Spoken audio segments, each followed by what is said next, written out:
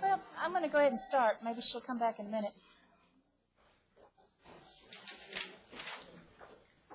We're going to look tonight. We're going to look tonight at household units.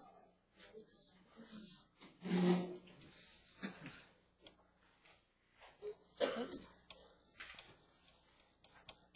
The reason we have to know how to convert in household units is sometimes the order or prescription is going to be written in milligrams or milliliters, but you have to send it home with the patient, and they won't be able to measure milligrams or milliliters when they get home. The conversions we need for household units are on page 18 of your workbook. First, we need to know that the small t is the abbreviation for a teaspoon. A large T is an abbreviation for a tablespoon. And again, this is so if you have to send some medicine home with a parent to give to a child, they can change it to how many teaspoons or how many tablespoons they have to give. The basic conversion we have for within the household says 3 teaspoons is 1 tablespoon. And if you do any baking, this is the same you do when you measure in baking. 3 teaspoons is 1 tablespoon.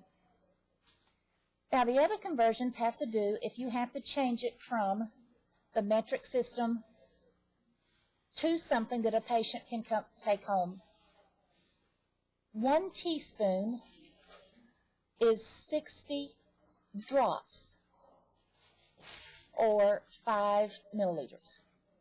We haven't looked at drops yet, but drops is if the medication is in some sort of dropper form. 1 teaspoon is 60 drops, or 5 milliliters. 1 tablespoon is 15 milliliters. 2 tablespoons is 1 fluid ounce,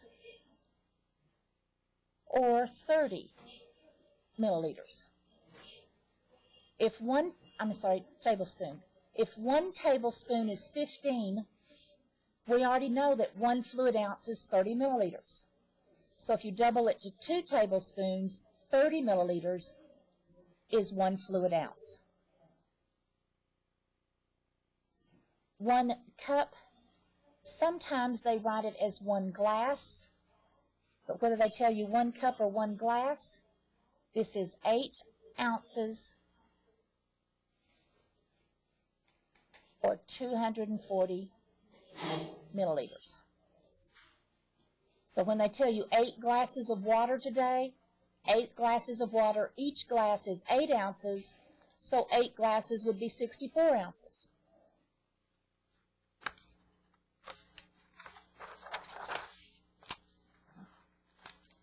We're going to do conversions just like we did last time.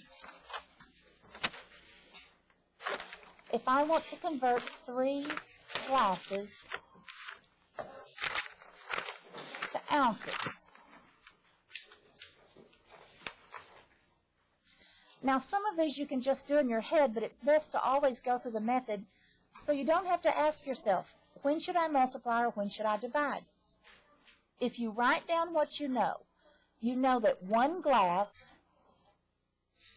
is equal to 8 ounces. This is what we should memorize off of the table from page 18. 1 glass is 8 ounces. So here we match labels. 3 glasses is X. So 1 times X is 3 times 8. So 3 glasses is 24 ounces. We write down what we have memorized. 1 glass is 8 ounces. Then we write down what we want to know, and we cross multiply.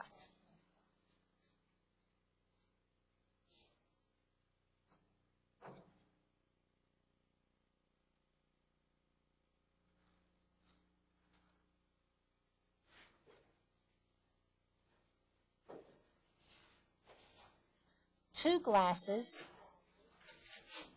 to milliliters.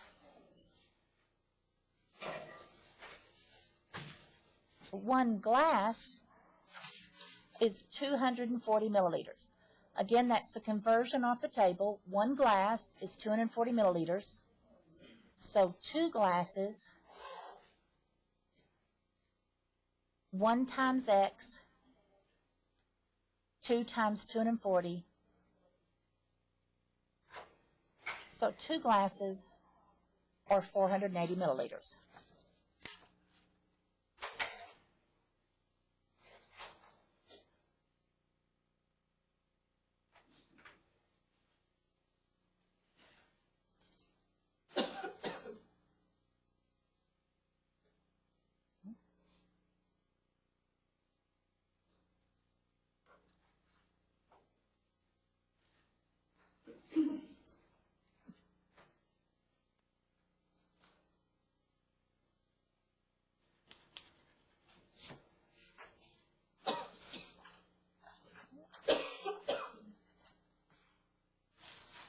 Two tablespoons is how many milliliters?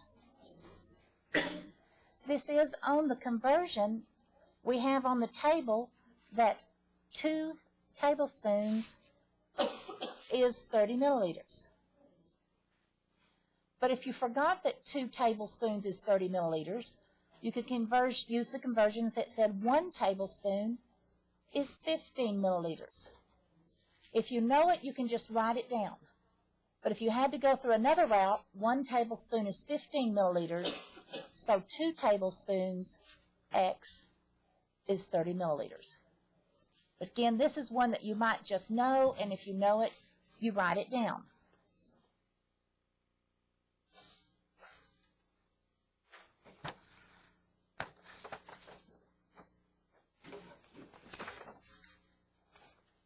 Now, the quiz next time is also going to go back and do the conversions that we did from this time. So don't forget to go back over the conversions. We will have household, but we will also have some of the conversions we've done before. Micrograms to milligrams. Micrograms to milligrams is within the metric system. Micro to milli is 3 to the left. If you put a decimal, you have to put an O in front of it.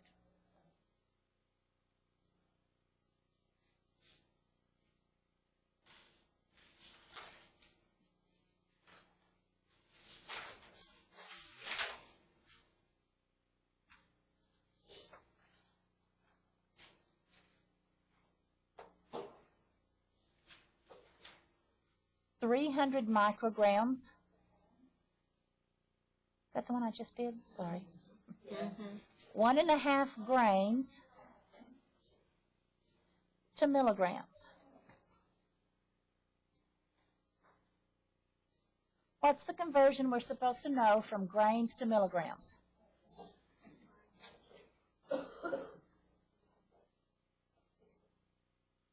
One grain is 60 milligrams, so 1.5 grains. Now here's where you look at your answer and you ask yourself, does your answer need to be a fraction or a decimal? In the metric, our answer should always be a decimal. So if you want to at this point, you can change it to 1.5. You can go ahead and work it with fractions, or you can, if you know your answer needs to be a decimal, 1.5 times 60 gives you 90.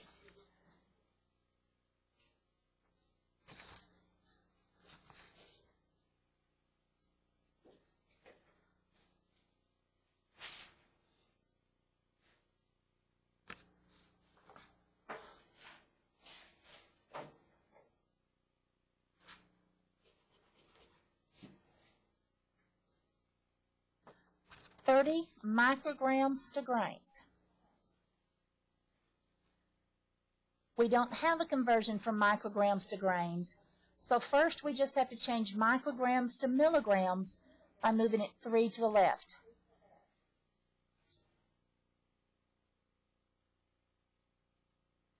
Now I want to change milligrams to grains. 1 grain is 60 milligrams, so 0.03 milligrams. I get 0.03x, no, 0.03 is 60x.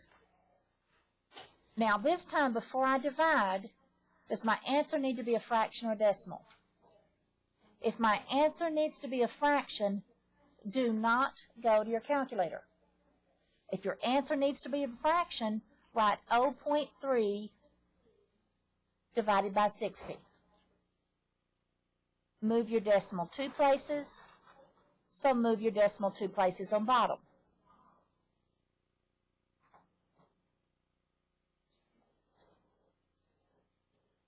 So I have 1 over 2,000. Now again, these are reviews from last time because our quiz next time is going to have the new material over household. It's also going to have these conversions that we did this time.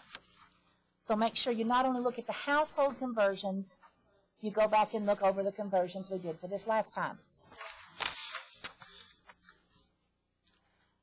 The other thing we're going to look at today is temperature conversions.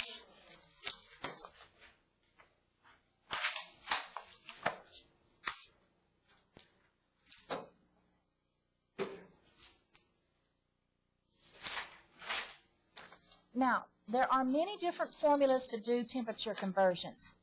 Normally I say if you know another method, do it another method. Do it my method on temperature conversions.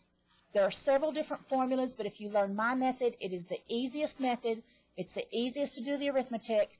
There will be a lot less mistake than any other method you ever learn for using temperature conversions. Temperature conversions start on page 20 in your workbook. And at the top, it says temperature conversions. And we do these same steps, whether we're going from Fahrenheit to centigrade or if we're going from centigrade to Fahrenheit. That's what makes it so nice. We do the same steps either way. The first step says we're always going to add 40. The second step, we're going to multiply by 3/5 or 5. Sorry. If I'm going to do it, I have to do it right. 5/9 or 9/5. And here's the only thing we do different depending on whether it's Fahrenheit to centigrade. And I'll show you in a minute how to pick the right fraction. We always add 40, multiply by a fraction, and then subtract 40.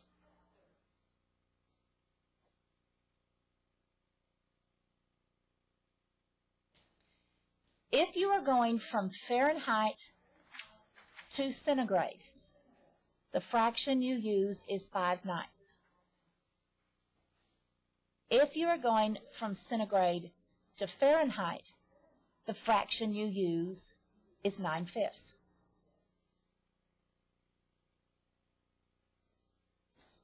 But the easiest way to remember this is look for your F in Fahrenheit and your F in 5. If your problem starts off with an F, if you start with Fahrenheit, your fraction starts with an F5. If your conversion is going to end with Fahrenheit, your fraction ends with 5. So if you start with F, your fraction starts with 5. If you end with F, your fraction ends with 5. The F is the easiest way to keep up whether it's 5/9 or 9/5. Start with 5, start with F, start with F, 5. End with F, end with F, 5.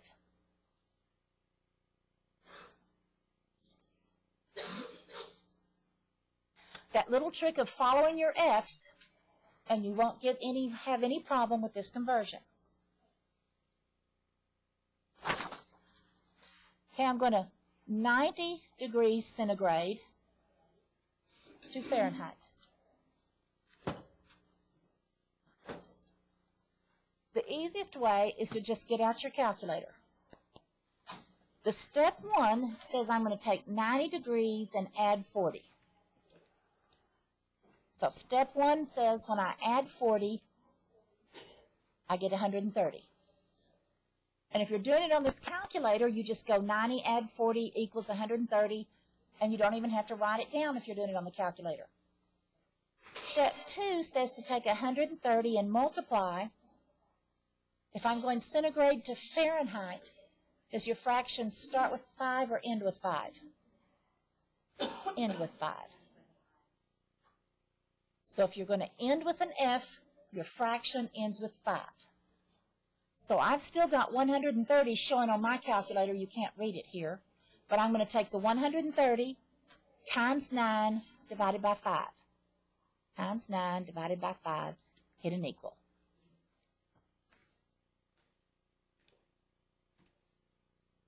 So the first step was to add 90. I multiplied times 9/5. The third step is to subtract 40. I'm just going to do that right here in my calculator. I have 194. You can write it down if you want to, or you can just go to your calculator. Add 40 times 9 over 5. You have to hit an equal at each step. Add 40, hit an equal. Times 9 over 5, hit an equal. Subtract 40, hit an equal. You hit an equal at the end of one at each step, you can just punch it in right there on your calculator.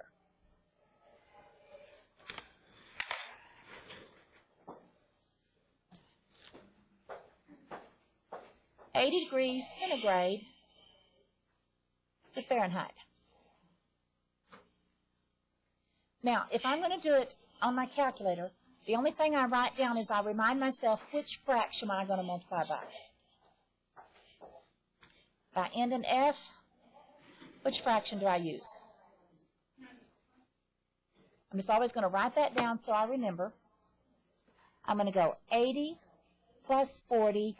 You always had to hit an equal at the end of each step. 80 plus 40 is 120. Times 9 divided by 5, hit an equal. I get 216. Subtract 40, hit an equal, 176.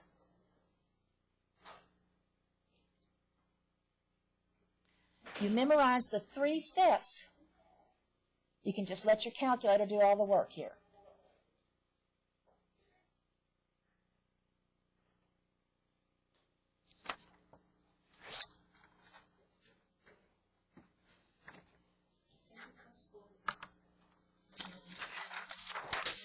You hit 80 plus 40, hit an equal. Times 9/5, hit an equal. Times 9 divided by 5, hit an equal.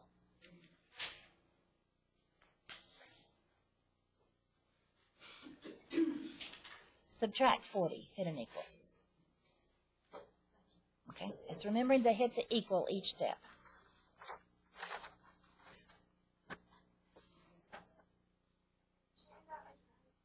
Oops, did I have it wrong? Okay, I put 80 plus 40, and I got 120. Times 9 divided by 5, I got 216 minus 40. Yeah, minus 40. Okay. 98.6 degrees Fahrenheit to centigrade. I'm going to add 40, hit an equal. But what am I going to multiply this time? 5 nines.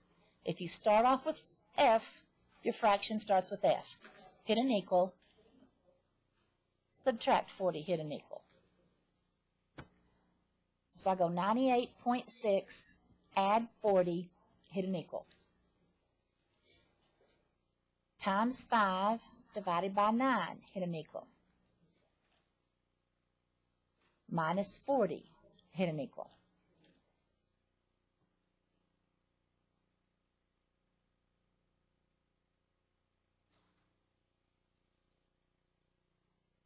Now, this is one you might have to memorize in nursing school. 98.6 is normal body temperature. So in centigrade, normal body temperature is 37 degrees. But in here, you don't have to memorize it if you can go through the steps to do the conversion.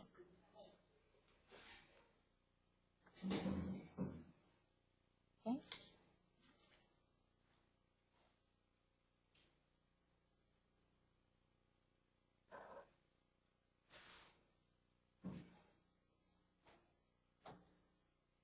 Everybody okay on that one?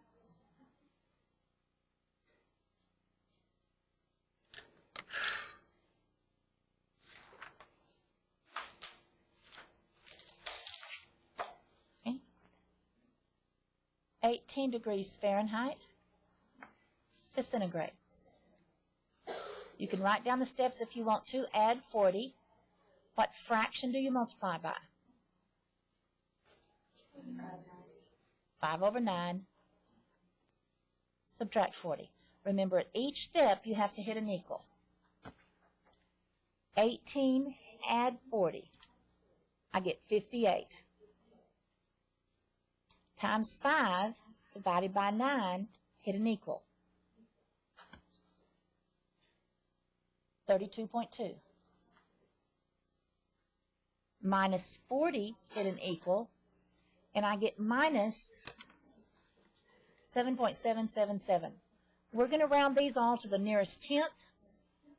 If this number is 5 or more, we round up. Minus 7.8. Now, if you know freezing is 32 degrees Fahrenheit, if this is below freezing, we're going to get a negative number in centigrade. In centigrade, 0 degrees is freezing. So anything below 32 in Fahrenheit is going to be below 0 in centigrade. Okay.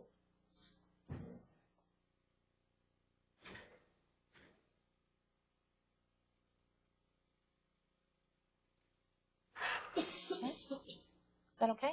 And we're always going to round it to the 10th, and we're going to leave it as a decimal.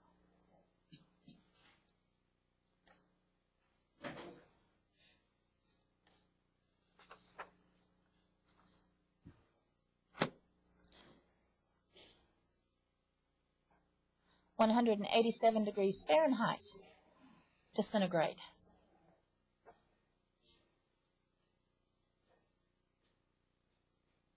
We're going to add 40, hit an equal. What are we going to multiply by? 5 over 9, hit an equal. Subtract 40, hit an equal. 187, add 40 is 227. Times 5 divided by 9, hit an equal. 161.1111. Minus 40, hit an equal. Now we're always going to round it to a tenth. If the number after it is less than 5, we leave it alone. 86.1 degrees. Is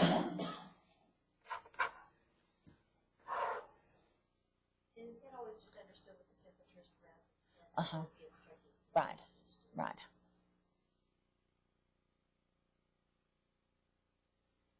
(12 degrees centigrade to Fahrenheit).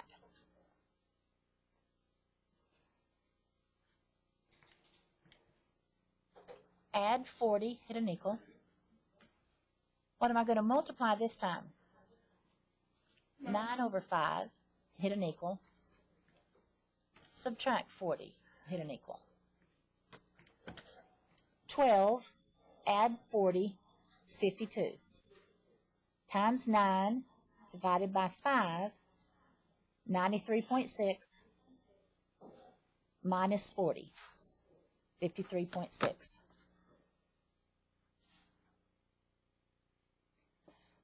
Now, if you memorize the steps, you have to memorize the steps, and you have to always remember to do all 3 steps. So I said you can do it all on your calculator, but if it helps, write it down every time so that you remember to do all 3 steps. If you write down all 3 steps, you'll remember to do them and you won't skip a step.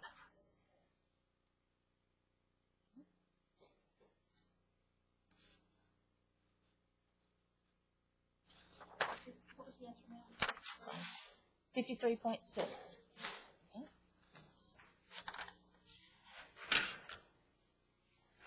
Minus 10 degrees centigrade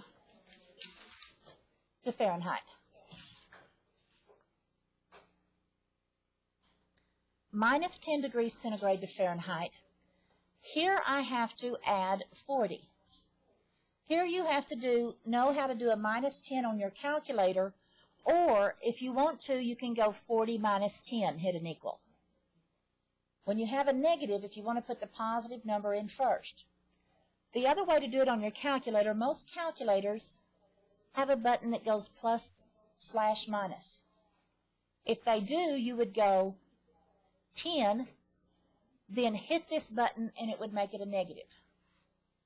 Add 40, equal. But usually it's just easier to remember this way. If it's a negative, instead of going negative 10, add 40, go 40 minus 10. 40 minus 10 is 30. Now what am I going to multiply by? 9 over 5, subtract 40. Times 9 divided by 5, subtract 40.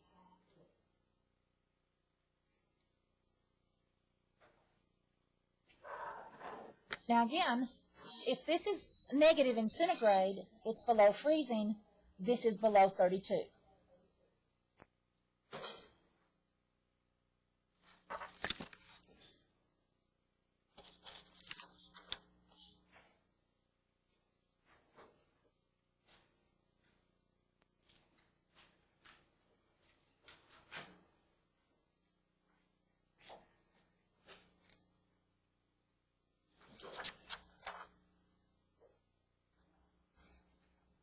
Degrees centigrade to Fahrenheit. Add 40 times what? 9/5, hit an equal, minus 40, hit an equal. 12, add 40, hit an equal. Times 9 divided by 5, hit an equal, minus 40, hit an equal.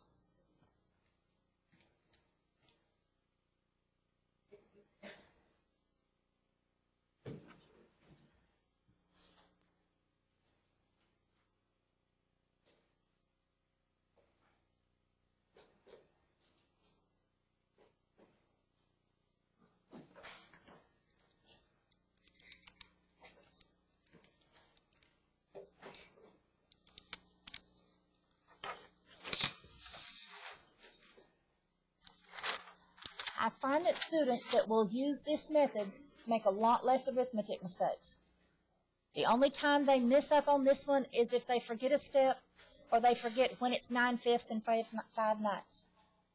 Most people get all the temperature problems correct if they use this method. So even if you know another method, you're going to find that this one's much easier. It's easier just to punch it in all on your calculator. You don't have to memorize 2 different formulas. This is the easiest way to do a temperature conversion. The assignment tonight from your workbook will be page 19 and 20. We will have a quiz next time. It will be over household temperatures, but it will also be over what we did last time, metric and apothecary to metric. So make sure you go back over the old, even if you did well on it today, you'll need to review that one and household and temperature for next time. Okay, any questions? Okay, we'll see you Wednesday.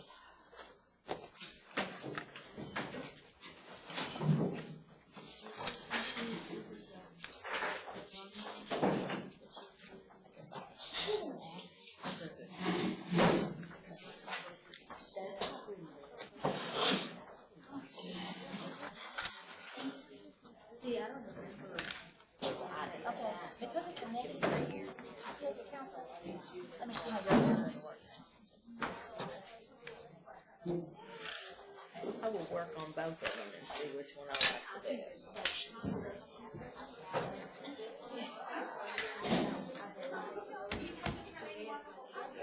Now, there's two ways to do this, and one is to go ahead and put the number 10 in, and then it's plus slash minus makes it a 10, not it makes it a negative. So you can go to 10, negative. And then you can add your 40. Always set an equal, times 9/5.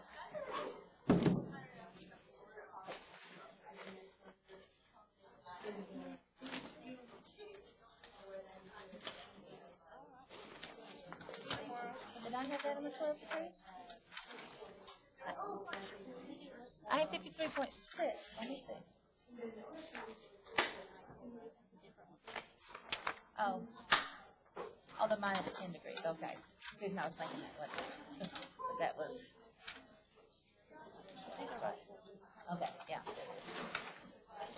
Now, the other way to do it, if you don't want to put the negative. I don't know, but I do. what? We'll have any. Remember she said do the assignments for. And then do the But I times don't- 9/5. We had it. I looked through the syllabus and I didn't see it. I'm planning on our next class. I managed to document the next class that we go to. I don't remember. Yeah, like the quiz. No. I don't think I did very good. I don't know. I thought it was easy, but I thought you screwed it up. I don't think I did good on that one.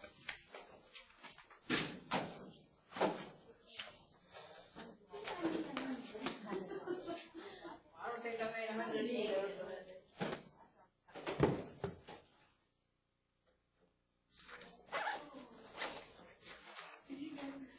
Oh.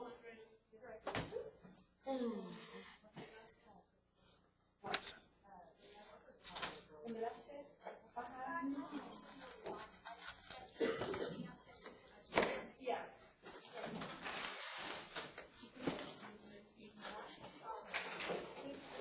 Yeah, we should have the red for nurses.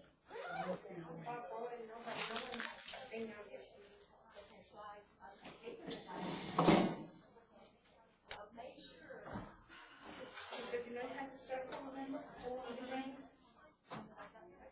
It's,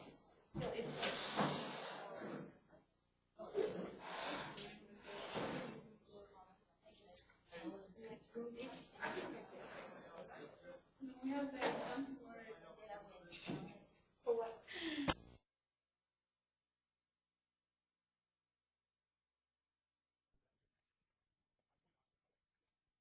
The number 16.00, that's got 4 significant figures to it. Okay, now we get into the fun stuff. Let me see if I can break up the transmission to level amp. I'm going to try something here. Don't hold it against me if I screw it up. Oh, look at that.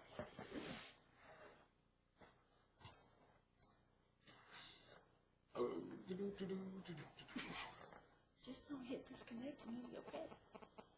All right. I think it's going to work.